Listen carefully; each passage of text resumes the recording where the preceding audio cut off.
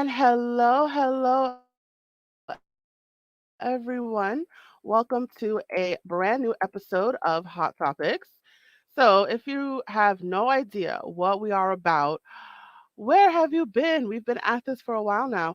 But just in case you are new to the show, let me tell you what we're about. So, this is the web series where we like to talk that real talk, right? We like to talk about things that no one really thinks about, no one really asks about, no one really ponders about, or there might be something that you always wanted to know, but you never really got to find out, things like that. So we like to take those things that are in the back and we like to bring them to the front, and we like to be open, we like to be real, we like to be down and dirty here. So that's how we roll here at Hot Topics. So we are a tutoring company, a step ahead tutoring services. So we tend to focus on particular topics. So we tend to focus on things in health, mental health, finance, education, entrepreneurship, all that. So we tend to focus on certain topics. But basically, our idea is that any topic that we bring to the forefront, we like to explore using an educational point of view, an informational point of view. So basically, whatever topic that we bring forth, we are here to teach you and we are here to educate you. And our guests, they tell their life stories. And I personally believe that anyone's life story is what's the word? Anyone's life story is a thing of teaching, an instruction. I can't think of the word, but you know what I'm trying to say. Someone's life story is someone else's survival guide. Yes. I wanted to quote that in there. That's what I'm trying to say. And I have a guest on the hot seat, and she is she's getting on the hot seat. I'm trying to get all my words together. She's getting on the hot seat. She's with me today, and I can't wait to bring her on. So her name is Sandi Masori. I hope I'm saying her name right. Sandi Masori, and she is going to be on the hot seat. And give me 1 second. I'm just going to there it is. Okay. So let's get right into it. Who is Sandi Masori? Oh my God, I forgot the title of the episode. I'm telling you, I'm all over the place today. Before I even get to that, I forgot the name of the episode. So the name of the episode is Living with a Disability Part 5. So as you can tell, there's a part 1, 2, 3, and 4. Those videos are on our social media right now. So wherever you are watching this program, whether that's live or on the replay, check out our social media. You will find the other parts there. But we like to repeat topics because we believe that there is more than one way to see a single topic, and there are multiple perspectives and there are multiple stories to see the same thing. So that's why we like to repeat topics here on Hot Topics. So with that said, and the disability of discussion is once again attention deficit hyperactivity disorder, or which is commonly known as ADHD. This topic was in part 4, and we're bringing it back. We're bringing it back, people. Um, so don't be alarmed. We are repeating this on purpose for your benefit. All right, now I will introduce the guest. Her name is Sandi Masori, and I am going to tell you who she is. So, who is Sandi Masori? I hope I'm saying her name right. Let me tell you who she is. So, Sandi Masori is a self publishing strategist. She's a YouTube creator and formerly known as America's top balloon expert. Though she has achieved high honors, she's always felt like she was the black sheep of the family. Mm. Though she was a textbook case of ADHD, she she was the smart girl in the 70s and 80s. They didn't diagnose her as ADHD or hyperactive. They just labeled her a behavior problem and repeatedly told her if you would just sit down and focus, She was finally diagnosed in grad school while pursuing a teaching credential. It was like a light went off, and for the first time, she understood that it wasn't her fault. There was something else at play. All right. Well, I have some questions for her. So let's get right to it. I'm going to bring her to the stage right now. Hey, happy Friday! Hi, how you doing? Great, great. Thank you for having me. This is so exciting. Awesome, awesome. Yeah, so you definitely have a wealth of experience to share, and I can't wait to get right into it. Um, so I'm gonna hand you the baton, and I'm gonna have you. It's Friday. I'm gonna have you tell your life story. Wow. Okay. Gosh, where do I start?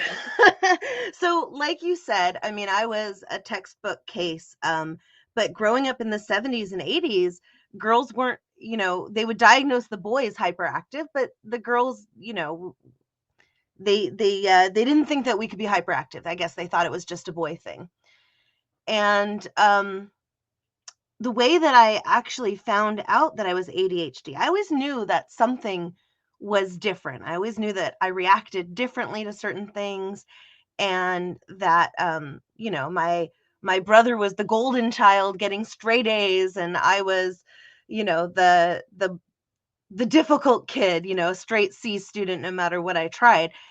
And actually, if you look at my grades through high school and college, you can pretty much go, oh, she liked that teacher, she didn't like that teacher, she liked that teacher, she didn't like that one. Because having a teacher that believed in me and that would help me and that supported me and that understood that my abilities and maybe my behavior or even what was showing up on the test were not the same, made a world of difference. And similarly, those teachers that treated me like I was neurotypical and that I should just be just like everybody else, I didn't do well, not surprisingly. But the way that I got diagnosed was when I was in grad school. I was studying to be a teacher, and as I was doing my credential program, we went through a mainstreaming class. And in the mainstreaming book, there was a paragraph about that big. It was literally a paragraph about ADHD. And I read that and I thought, oh, I want to learn about this because I was a difficult kid in school. Like in elementary school, my mom, she had her own chair in the principal's office. I mean, they were like on we didn't text back then in the 70s, but, I mean, they were on like a very close relationship basis because of how often I was called into the office. And so I thought, okay, maybe I can learn about this and, help these kids. So I started reading about it on my own. And as I read about it, actually, it wasn't even as I read about it, it was as soon as I opened up the book that it just struck me like, oh my God, this is me. This is my story. And and so then I went to, a psychologist, psychiatrist, I always forget which is which, and got formally diagnosed. And, the questions that he asked me, questions that I wouldn't have even thought meant anything, like when you walk down a hall, do you put your hands out and run your hands down the wall? Like that never occurred to me that that was a thing that I was doing that had anything to anything. I was just, something I always did. He had me try to count backwards by threes. And of course, I kept losing my place and having to go backwards and forwards.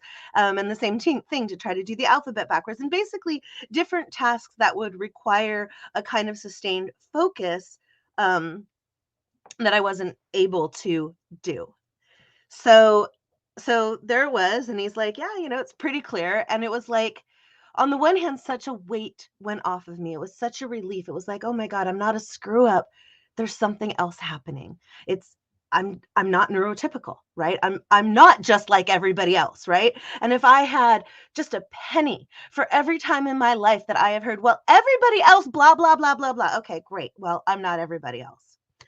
So anyways, yeah, that's how I found out that I was ADHD. And since I wasn't diagnosed until grad school, I wasn't put on medication until grad school. So, I learned some coping skills, and um, I think that one of the greatest gifts of ADHD is our ready, fire, aim personality, right? I mean, it can be a good and a bad thing, right? Like, I have no filter on my mouth. If it goes through my head, it's coming out my mouth, which can be good and it can be bad. Um, Nobody could ever possibly blackmail me because literally everything is out in public. I can't, hide things or do secrets or whatever. I mean, if somebody tells me a secret and says, "Don't tell anybody this," then I lock that down because now I'm focused and conscious of it. But short of that, who knows what's coming out my mouth? But the superpower part of it is that that impulsivity, that passion for things that we're naturally excited about and attracted to, um, we can move mountains, right? And that ready, fire, aim thing. I mean, yes, sometimes it can lead to sticky situations, but it can also lead to greatness. And every jump that I've taken in my life um has turned out. I mean, maybe it's like a cat that, mid flip, I'm like figuring out how to land on my feet, but it's definitely happened so many times in my life that it's like I just did something and then it's like, oh my God, what did I do? Okay, how do we make it work? So I think that's another blessing of ADHD is we're really good when we're under fire, when we're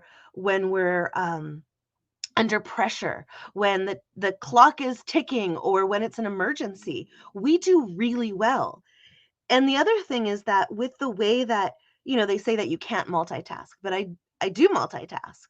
Um, and, I mean, my brain is working on multiple tracks at all times. And so sometimes I will come up with things that I don't know where they came from. I don't know. I can't I can't give you the argument or the background of I found it from here and then I thought about this and then I thought about this.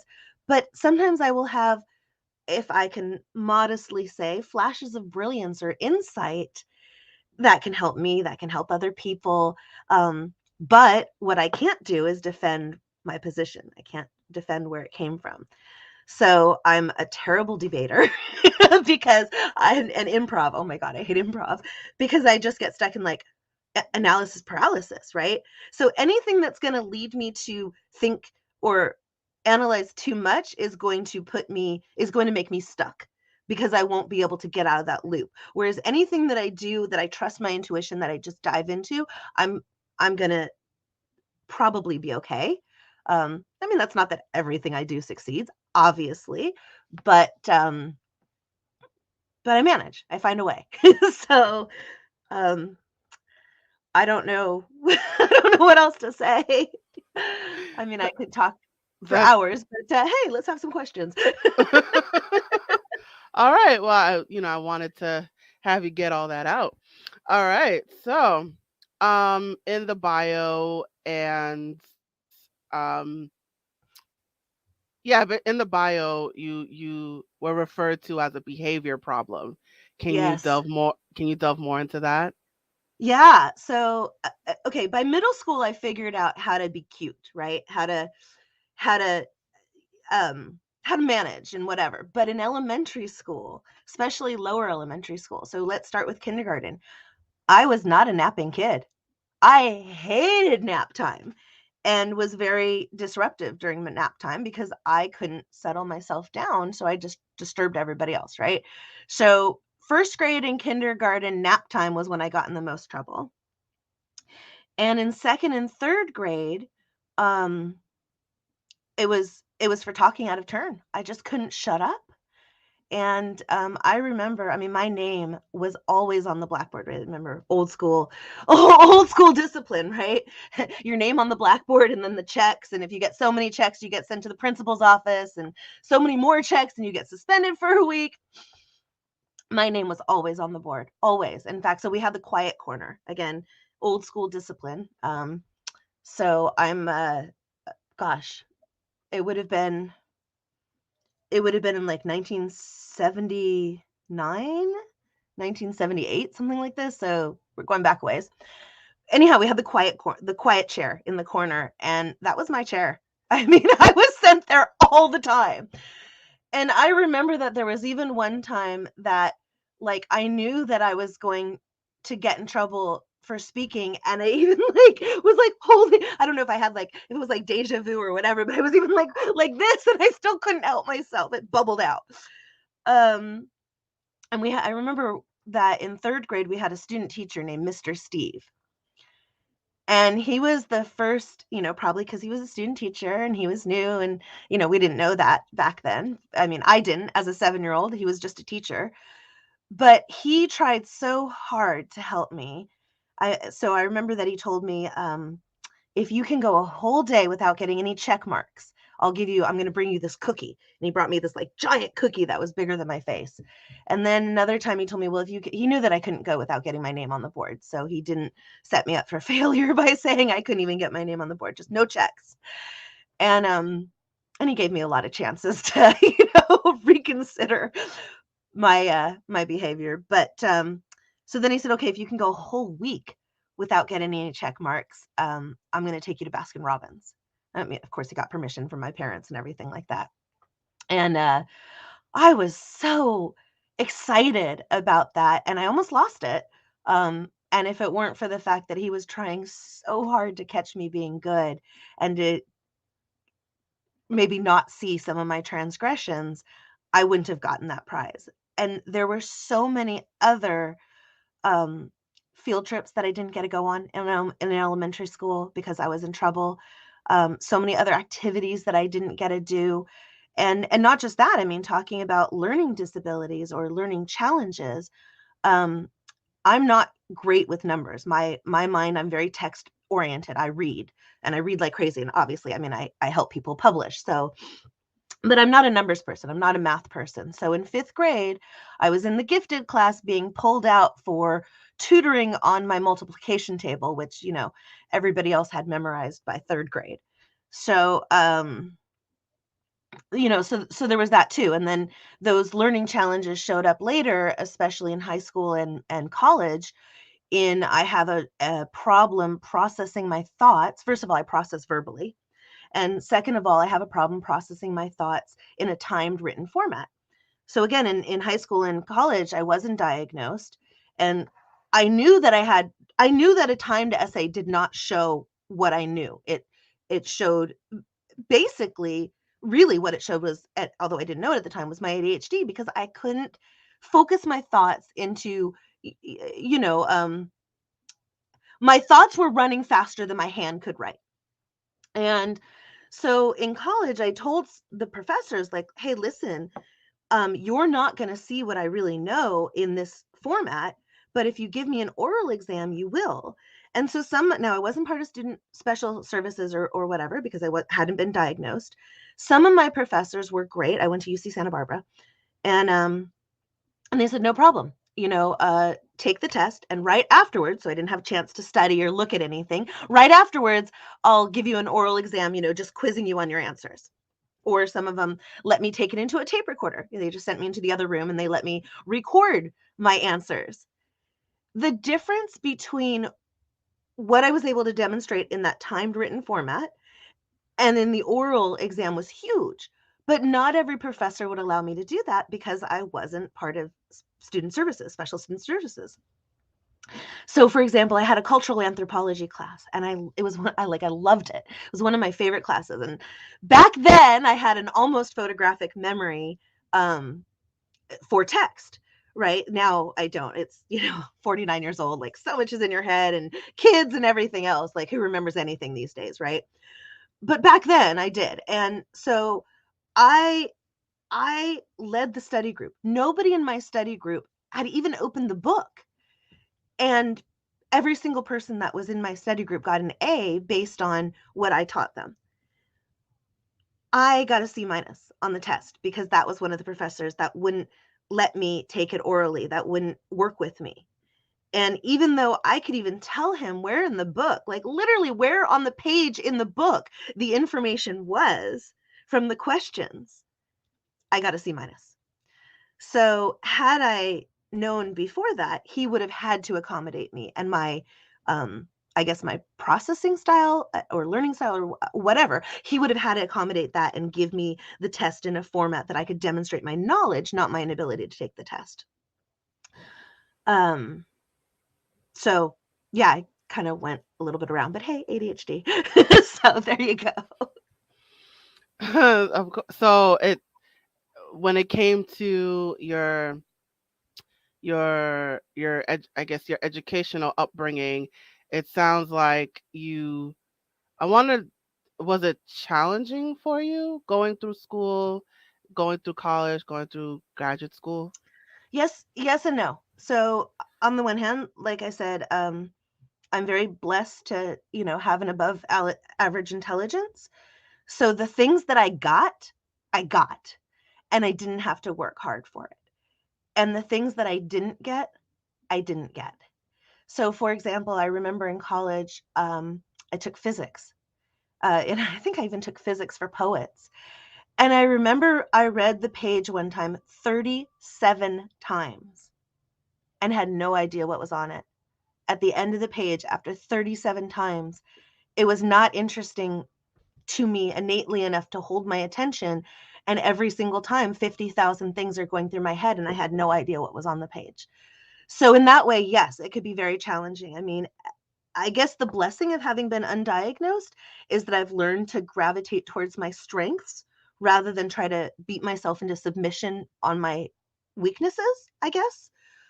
Which is why I'm an entrepreneur, right? I'm probably not great at working for somebody else, but I'm really good at what I do, which is, I'm a sprinter, not a marathon runner, right? So I know that I have huge energy for projects in the beginning, but if they go too long, then I'm going to lose interest, that I'm not going to be able to see it out. So projects that are pretty compact in terms of the amount of time that they take, 3 6 months is I can do. That's generally the timeline for helping my authors. And projects that have a definite start and a definite finish, right? So something that you're just doing the same thing day after day after day after day, and there's no progress and there's no benchmarks and there's no sign of success and there's no end, would really not work for me. um so I guess by learning to play to my strengths, I learned how to cope in spite of the challenges. But definitely, I mean, it shows up even in I mean, obviously not even in my life, in other ways, in that I can be very overwhelming.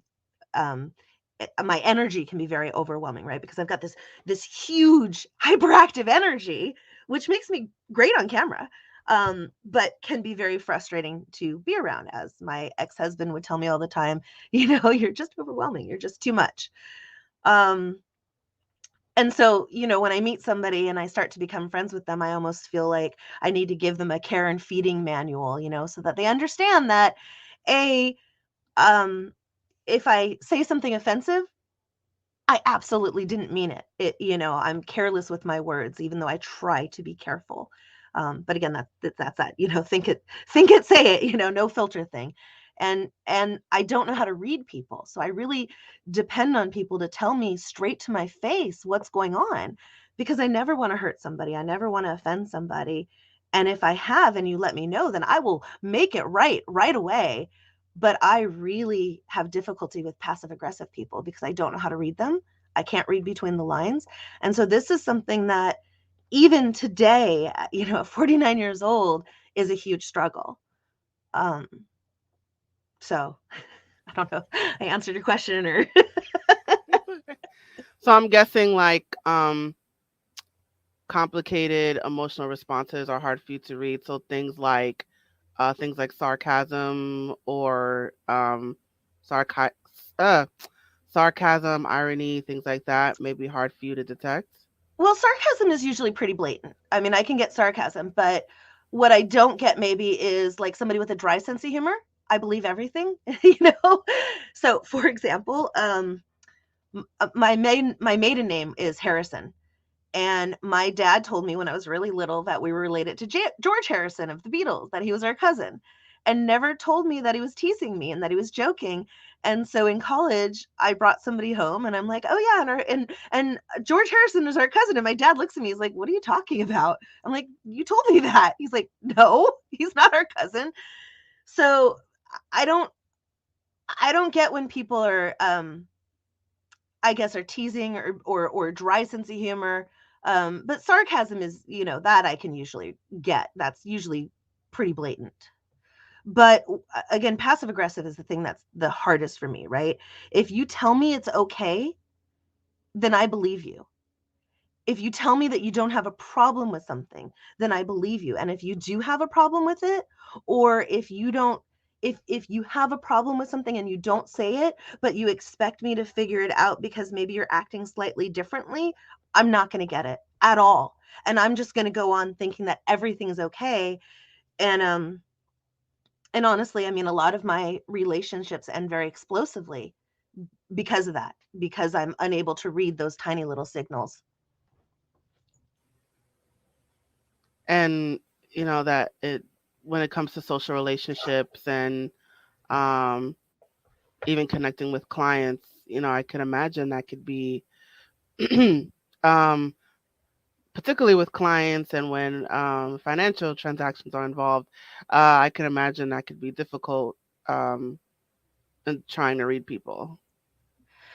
Yeah, I mean, I think that my biggest challenge with clients is that, or with really more with prospecting clients, is I'm not pushy enough. I don't have that aggressive personality, and I don't know when somebody's like saying no or not now, but it's really kind of a convince me. So again, I take it at face value. So if they're like, oh, it's just not the right time, then my answer is always like, okay, well, I'm here if you're, when you're ready, rather than maybe leading them into a conversation of what's holding you back or things like that. Done all this sales training and it doesn't feel natural to come out of my mouth, so I'm not good at it. So I probably leave a lot of money on the table with clients, but the clients that do work with me, um, we have a great relationship because I'm not everybody's cup of tea, right? So the people that work with me are attracted to my energy and um to my blatant honesty, right? I mean, I'm I'm not going to BS people, right? So I tell my clients sometimes what they don't want to hear, but it's the truth. So the clients that do work with me appreciate that. Awesome, awesome. All right, so you mentioned it a couple times. You talked about coping skills. Let's get into that. What were Yeah. those coping skills?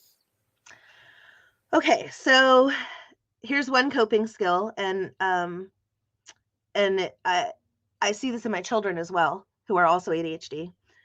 Um, and that is that until the last minute, it's not going to get done. And I know that doesn't necessarily sound like a coping skill, but the coping skill is this: even if I try to do it way in advance in the right time zone, for whatever reason, my brain is not ready to turn on or have those flashes of brilliance or the insight or whatever. I I don't know I mean, I don't know the I guess the neuro whatever that's going on and causing that, but whatever it is, there's something there. And however, in that 11th hour, I am amazing, stressed out, but amazing. And my children are the same, right? And that's when, things get pulled from, you know, seemingly our butt, right? That totally work. And so the coping skill is that I've learned not to try to force myself to start too soon because that's just going to make me frustrated. And to trust that. And then also to accept that there's going to be stress, right? That all-nighter or whatever is going to be stressful, but I'm going to get the great result.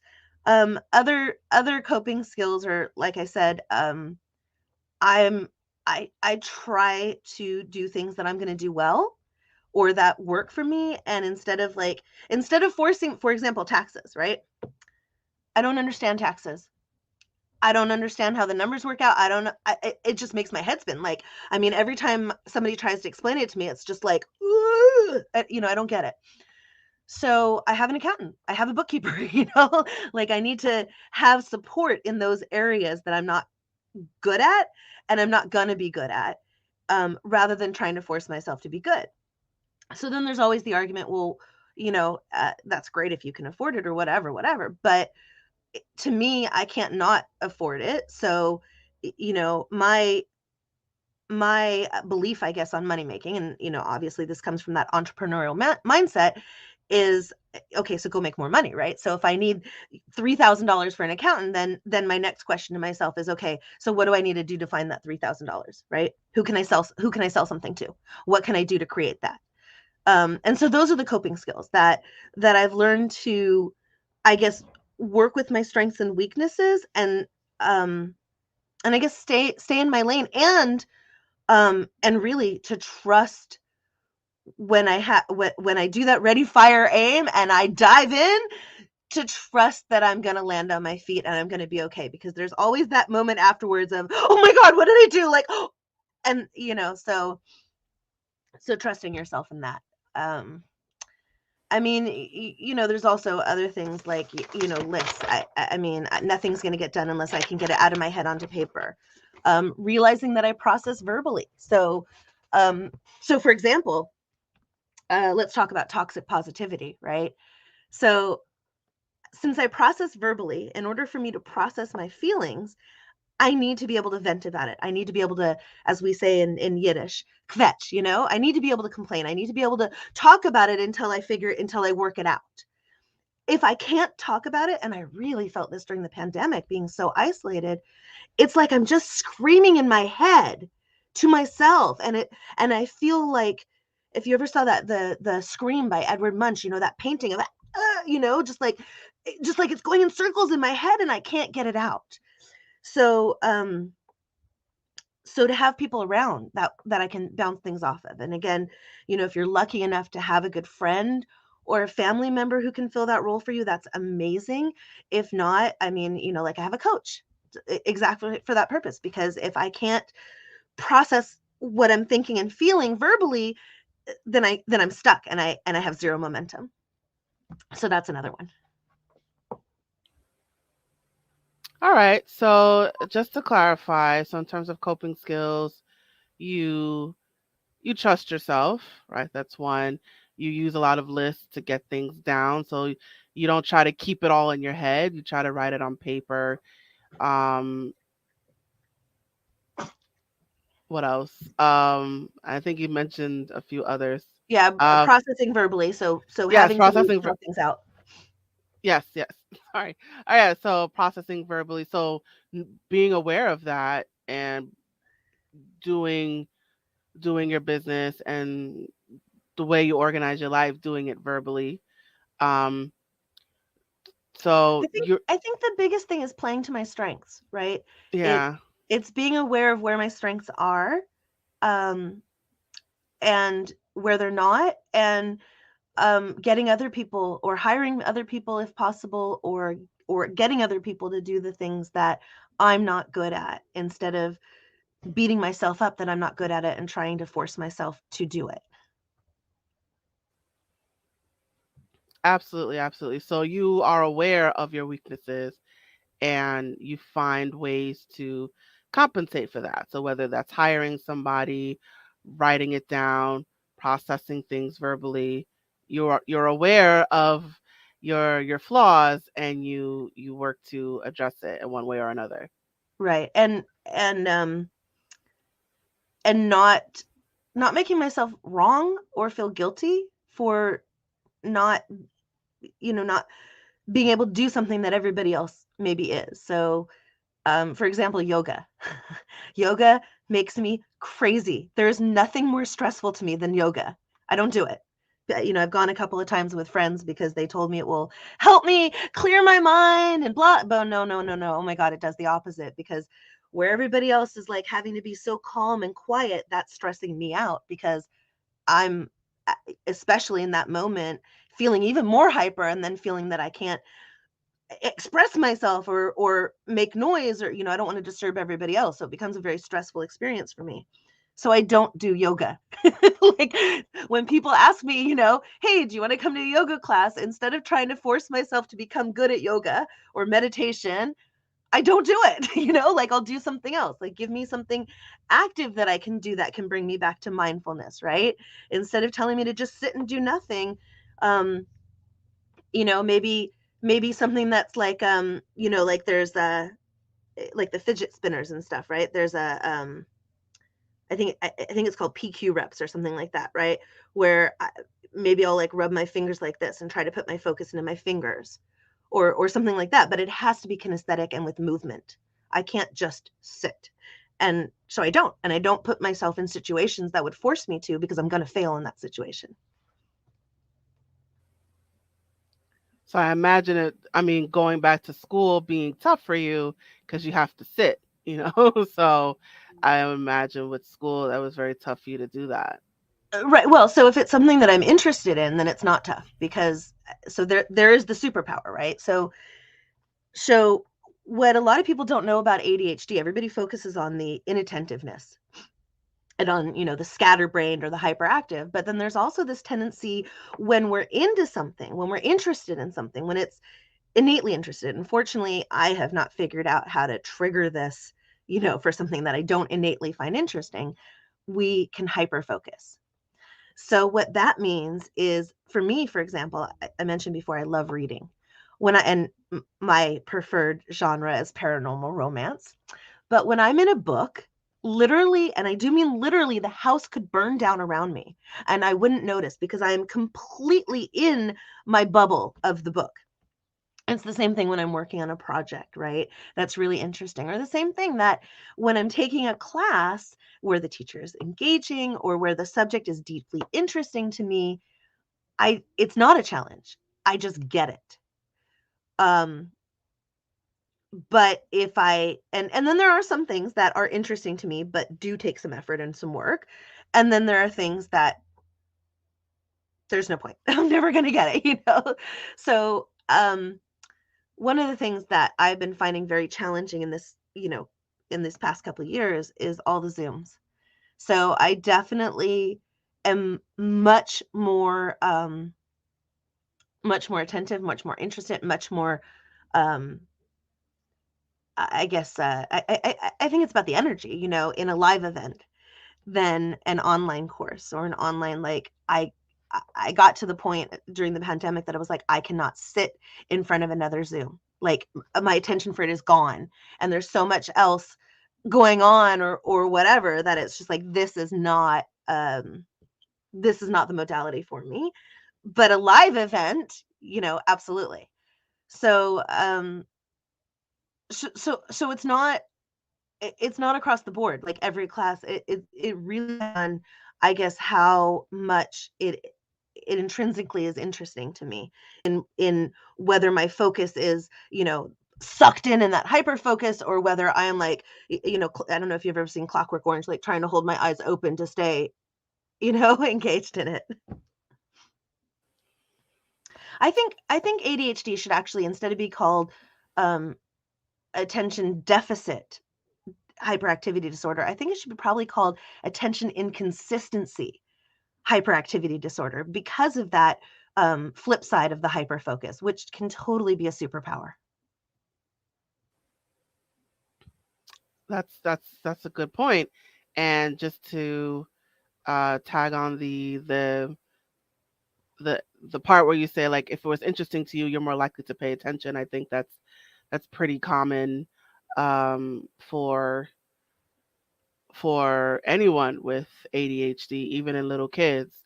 Absolutely. If it's interesting to you, you're more likely to pay attention. So just wanted to um just wanted to put a star on that point there. Um so I wanted, if you're comfortable talking about this, you said in the preliminary interview that one of the things that you used to focus was crystal meth. If Okay. you wouldn't, if are you okay talking about Yeah. that? Yeah, I don't mind. So we're going back in high school. Just to be clear. In high school, again, back in the 80s, well, I guess crystal meth is big everywhere always now, but back in the 80s it was really coming up. And in the high school that I went to, it was called Patrick Henry, and there was a big drug bust there, and the news dubbed it Patrick Henry Let's Get High School, give me liberty or give me meth. So just to kind of set the scene a little bit. But I found that it wasn't a party drug for me. It wasn't fun for me. It didn't give me the same feeling that it gave everybody else. But what I did find is that if I had just a tiny bit and I would swallow it, I didn't snort it, I could stay up all night and study. And I could cram for the tests and I could sustain focus. And the I think the reason that I had mentioned it to you in the preliminary interview was because I had said that it was a question that had I been asked earlier, I could have been diagnosed earlier.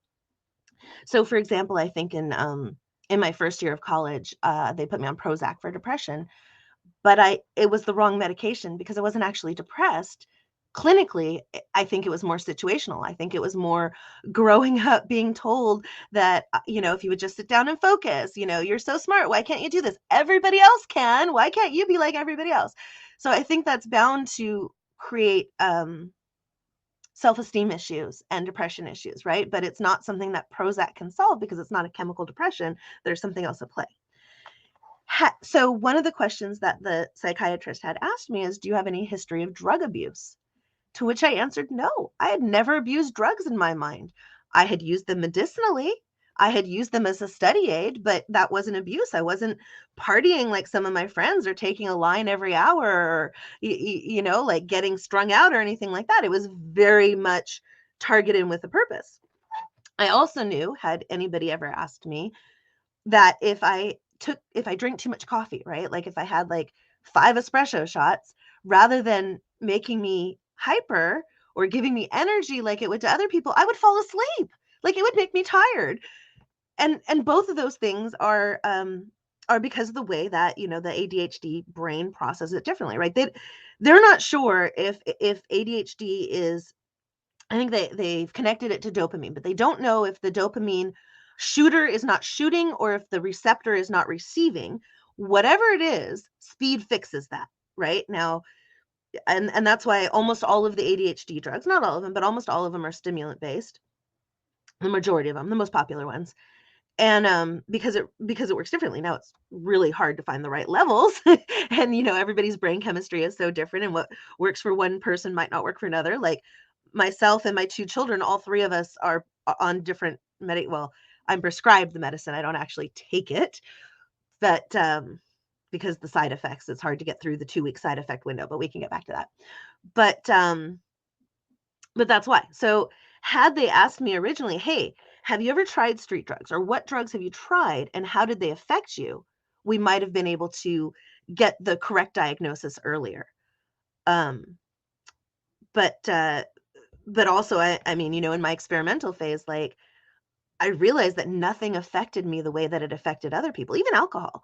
I mean, for me, alcohol, I don't have that fun window, that fun giddy window, so I don't drink, right? It goes from, ew, I don't really like the taste to, oh my God, the world is spinning. I gotta throw up, like make it stop. Like I don't, so what's the point? I mean, in college, I realized that it was more fun to pretend to be drunk and not have to take any responsibility for anything I did because everybody thought I was drunk, but then I could drive myself home safely rather than to actually be drunk. But anyways, I digress. Um, but yeah, so back to what you were asking about crystal meth. That was my experience with that. And since I've been diagnosed, and since I've been an adult and not in high school or early college, I have not. I mean, yeah, now I wouldn't. Now I know, and I've seen too much on the flip side of the street drugs. So Good for you. Good for you. All right, so we're starting to wind down. So, do you have any final words of advice that you'd like to share to our viewers? Any words of wisdom that you would like to impart? yeah, so we've talked really just about me and my experience. We didn't really talk about my kids or parenting ADHD children or anything like that. So I think anybody that's an adult with ADHD, you know, we've already settled into our habits. We've already discovered our coping mechanisms or whatnot. But I think if there's any parents out there, um, maybe your kid is ADHD. Um, maybe you are, maybe you're not. Maybe this is your first brush with it, and you're trying to figure out what to do and how to work with them. So it's really important that you don't break their spirit in trying to control their behavior. It's really important that, I mean, look, I was always in trouble. I was always grounded. I mean, always. I like every privilege I had got taken away because I didn't get good enough grades. I didn't this, I didn't that, right? And again, I thought I was a screw up, right? Even though I went to college, right? I mean, I did the things that you're supposed to do, but even doing those things, I didn't see success in myself, you know? So it's really important, I think, that you learn to work with your kid and with their specialness and their differentness. And so, for example, with my children, I knew from a very young age that they were ADHD, and I didn't want to put them on medication until they asked for it. But I did want to make sure that the teachers didn't break their spirit either. So I told the teachers, like, hey, my child is ADHD. They're going to be wiggly. They're going to talk out of turn, you know? Um, and I understand from having been a teacher and also just being a good person that you can't have one kid disrupting the class and ruining it for everybody. But I also understand that if you just keep trying to discipline this child into a behavior that they're not capable of, that you're breaking their spirit. So instead, please, if my kid is being wiggly, make them the errand boy, right? I had boys. Um, let them take that letter to the office. You know what? Write a letter to the office to have them take, even if you don't have an official correspondence, because that break can help them then resettle and refocus, right? So I think that enlisting the teachers to help you to help you work with your kids and their special abilities and their special needs rather than trying to um, I guess, force them into compliance. I think that the goal of compliance is a terrible goal for a child. I think the goal um, should be communication.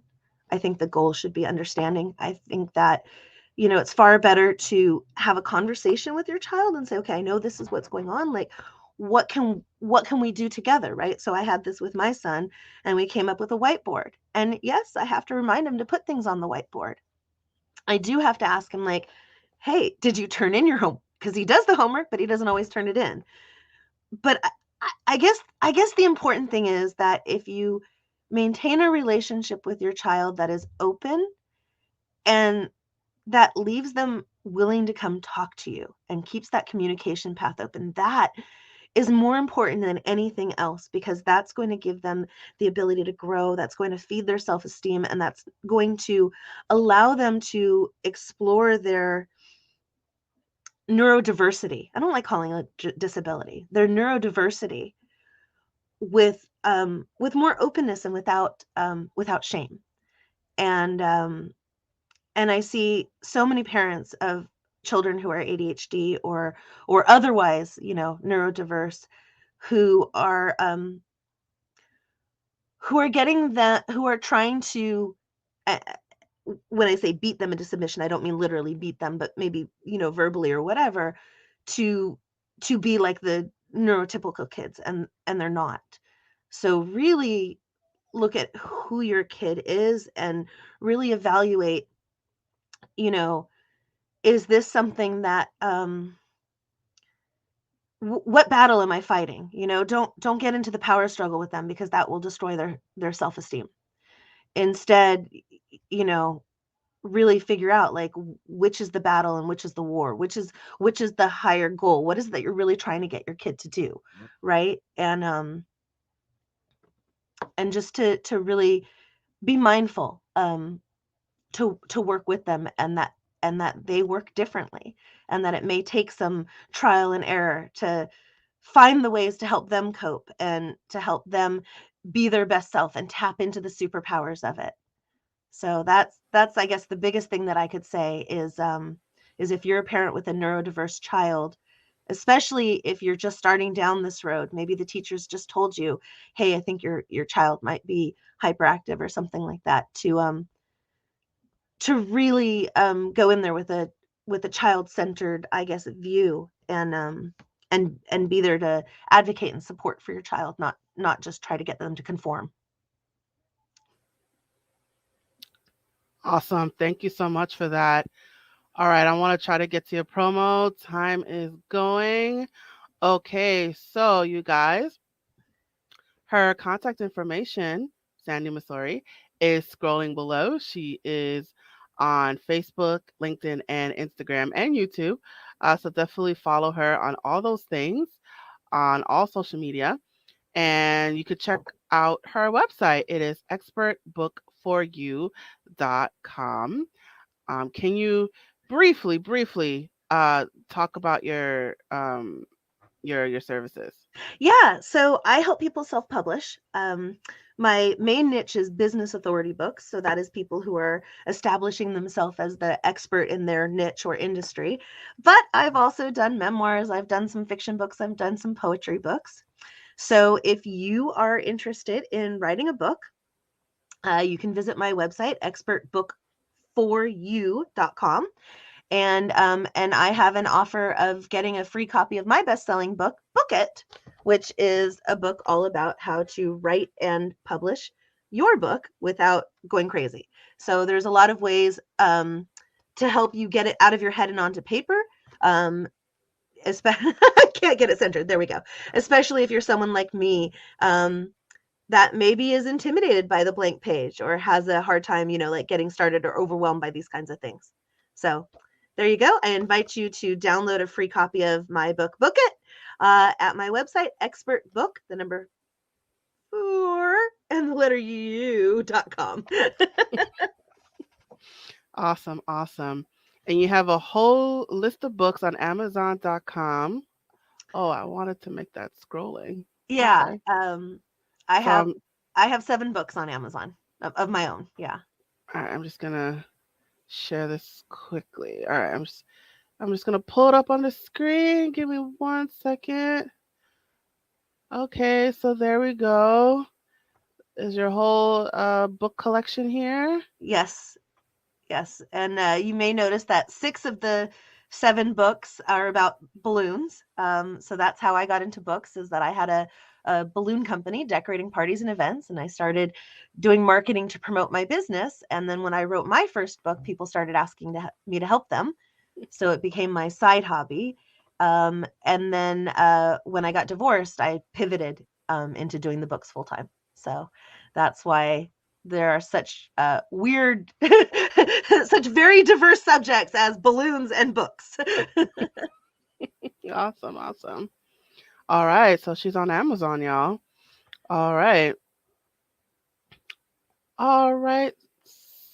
Sandi, thank you so much for joining me today.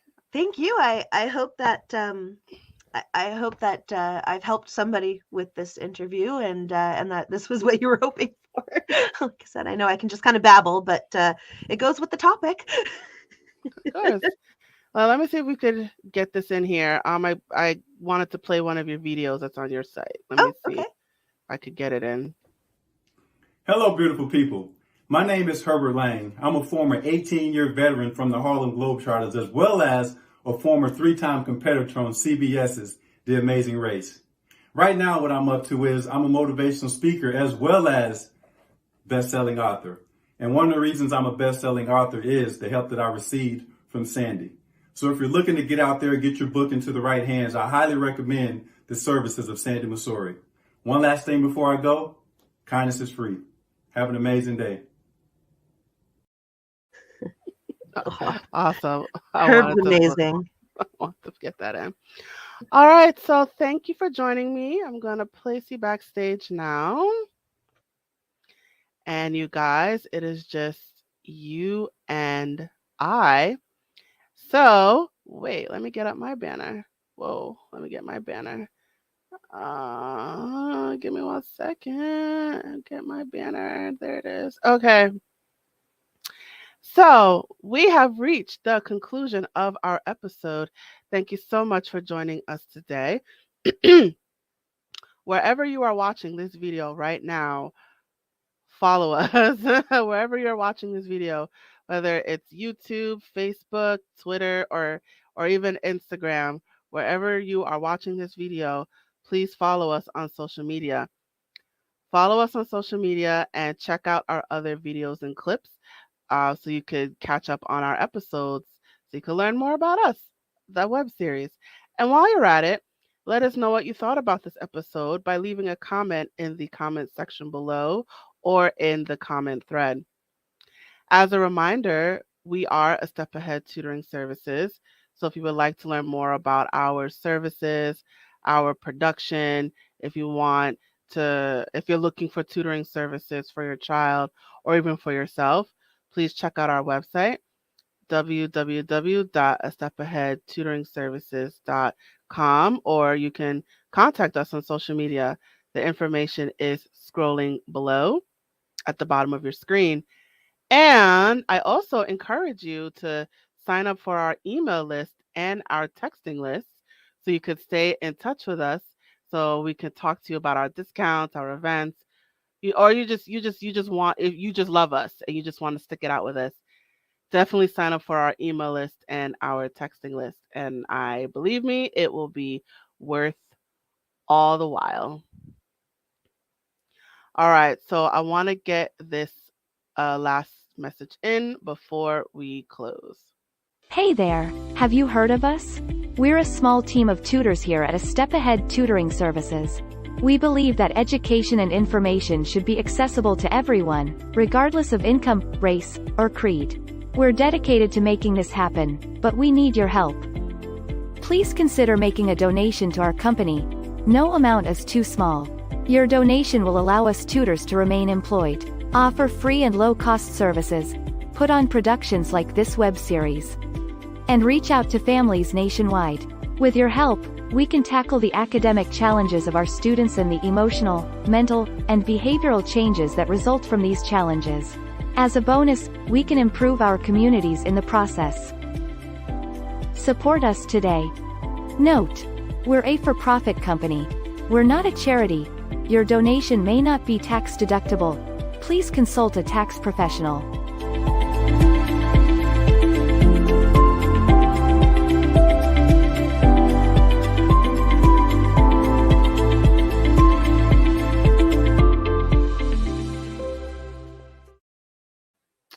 Absolutely. So please consider making a donation today.